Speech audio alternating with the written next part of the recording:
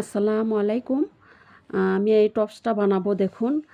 তো এটা একটা গজ কাপড়, এরকম প্রিন্টেরই গজ কাপড় কিনে আমি এটা তৈরি করেছি, সেটা দেখতে থাকুন।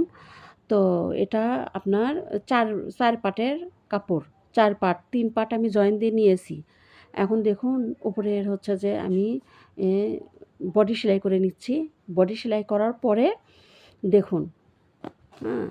এই যে বডিটা সেলাই হয়ে গেলে দেখুন, তো কিভাবে এটা মানে আপনারা সেট করবেন সেটা দেখুন। বডি আমি গলা সেট করে নিয়েছি, ঠিক আছে? এখন খালি আপনার থাকটা ও ওটাও করে নিয়েছি, সেটা আপনি দেখুন। তো এই যে, হ্যাঁ, এই পাশটা এখন আবার সেলাই দিব। এই যে দিয়ে, এই যে দেখুন, এই যে উপরের হচ্ছে যে ওই থাক কুচিটা যে আপনি ২ ধারেও একটু সেলাই করে নিলাম। নেওয়ার পরে এই যে দেখুন, এই যে ২-৩ থাক আমি সেলাই করে নিয়েছি। নেওয়ার পরে এখন কুচিটা কীভাবে দেবো সেটা দেখেন। এই যে তারপরে ওই যে উপরে যে একটা কাপড় বসিয়েছি, এটা আপনার অনেক সময় ব্লাউজের কাপড়ের কাজআলা ব্লাউজের কাপড় পাওয়া যায়। সেই কাপড় আপনার হচ্ছে হাফ গজ কিনলে ওটা অনেক কাপড় থাকে। ওই কাপড়টা মানে কেটে গলার সঙ্গে বসে দেওয়া যায়।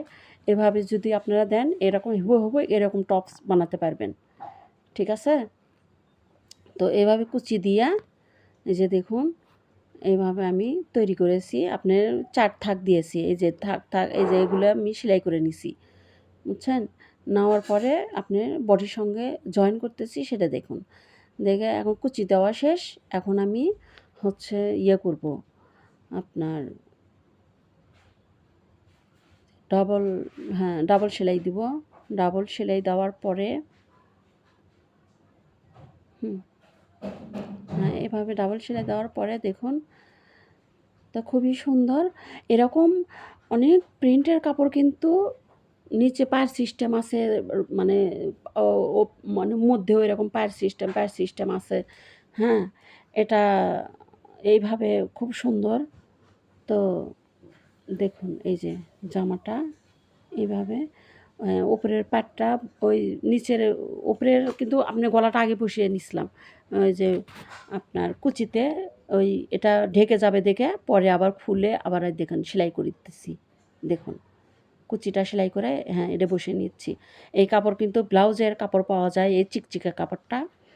আপনারা এগুলা মানে যদি আপনারা এগুলো করেন তো এরকম এখানে আমি একটা ঝুলপি লাগাইয়াছি। এই যে দেখুন, এই যে আমার এটা এখন রেডি। তো